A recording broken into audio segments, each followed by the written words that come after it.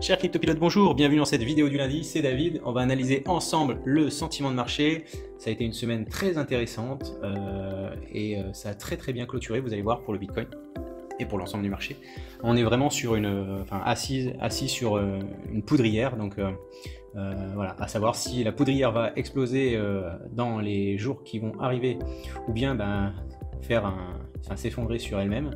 Voilà, donc on va voir ça, mais en tous les cas on est bien chargé, on a des positions très intéressantes.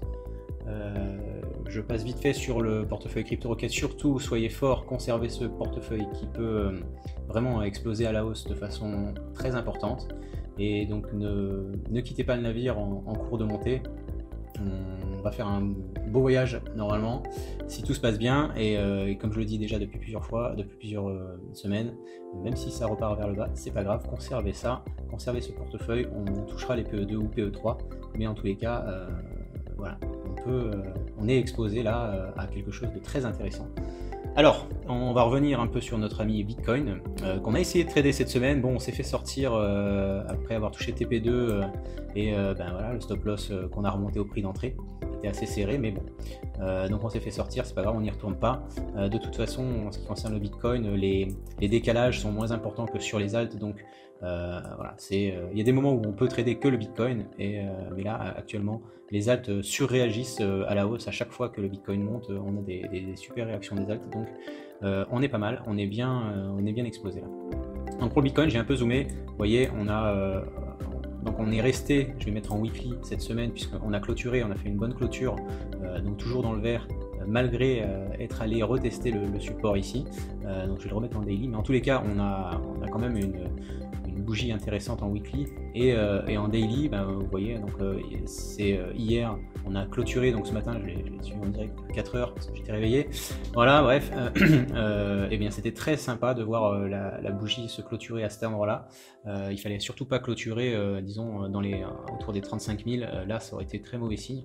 Donc là on a bien rebondi sur le support, c'est un support qui tient depuis, c'est une résistance qu'on a breaké il y a quelques jours, et donc là c'est un support qu'on reteste, c'est un support oblique. Bon, il n'est pas censé être très costaud ce support, mais toujours est-il qu'il est là, et donc on a rebondi dessus facilement, donc c'est très bien. Vous voyez, alors ce que je voulais faire aussi, vous montrer un petit peu, cette zone des 35-38 000 a toujours été très importante, hein. C'est des zones qui ont été des zones charnières. Ma souris est là. Ça a été des zones charnières, hein, ici, hop, voilà, tac. Et en fait, c'est la dernière zone ici sur laquelle, lors de la dernière bulle spéculative, on a rebondi. Donc c'est normal que là, ça soit compliqué à passer. Alors, je vais enlever mes petits dessins. Tac. C'est très normal, et c'est très bien que ça soit compliqué à passer, parce qu'il ne faut pas nécessairement la passer en ligne droite en cassant toutes les résistances.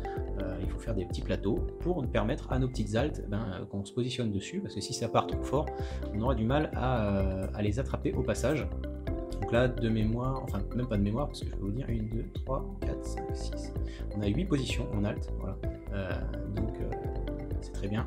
Si le marché vraiment nous envoie un bon signal, marché des alts, alors vous allez voir dans les dominances, mais c'est pas mal, on est bien dans notre siège, prêt pour le démarrage. Alors, on a eu quelques tentatives de démarrage durant les dernières semaines, les 2 dernières semaines qui ont avorté, donc, mais il y a un moment où ça va partir. Je l'espère. Donc ça c'est pour le Bitcoin. En gros, vous voyez, on a ici cette petite zone entre le 38 000 et le 36 000. Ça serait bien que notre Bitcoin traîne un peu dans ces coins-là, avec des montées douces, des descentes douces, pour que nos alts bien se régalent. Voilà. Et ensuite repartir à la hausse. Ça serait l'idéal pour aller chercher la prochaine grosse résistance qui était autour des 47 000, 47 000, 48 000. Donc là, ce scénario-là à la baisse, je vais le décaler quand même parce qu'il existe. Voilà, et ce scénario à la hausse, il est revu de cette façon-là, à peu près. Voilà. Enfin, c'est de l'à peu près, hein, c'est ici. Voilà. Donc là, on a ces deux scénarios-là qui peuvent se mettre en place. Alors, allez, on fait les choses sérieuses maintenant, c'est les dominances. Dominance de l'USDT qui nous a envoyé un très bon signal pour le marché, parce que vous voyez qu'on a cassé par le bas ce support qui était important. Voilà.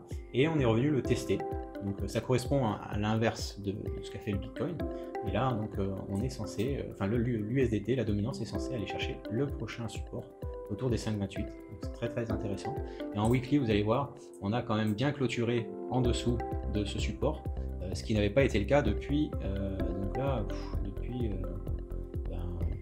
août 2022. Donc c'est très très positif pour le marché d'avoir clôturé en dessous de ce support. Donc là on a retesté, on espère qu'on ne va pas avoir un nouveau retest et aller directement l'USDT chercher. Alors ça peut s'arrêter autour de cette zone là puisque ça s'est arrêté plusieurs fois dans les 5,68, mais par extension autour des 5,30%, puisque ici ça a été la résistance qui a été cassée, breakée lors de c'est le bear market, hein. Tout ça c'est bear market. Voilà. Dominance du Bitcoin, il s'essouffle un peu, la dominance du Bitcoin reste là, mais est-ce qu'il va aller chercher sa résistance, on va dire, depuis l'ouverture du Bitcoin, hein, c'est une résistance qui est là depuis toujours en fait.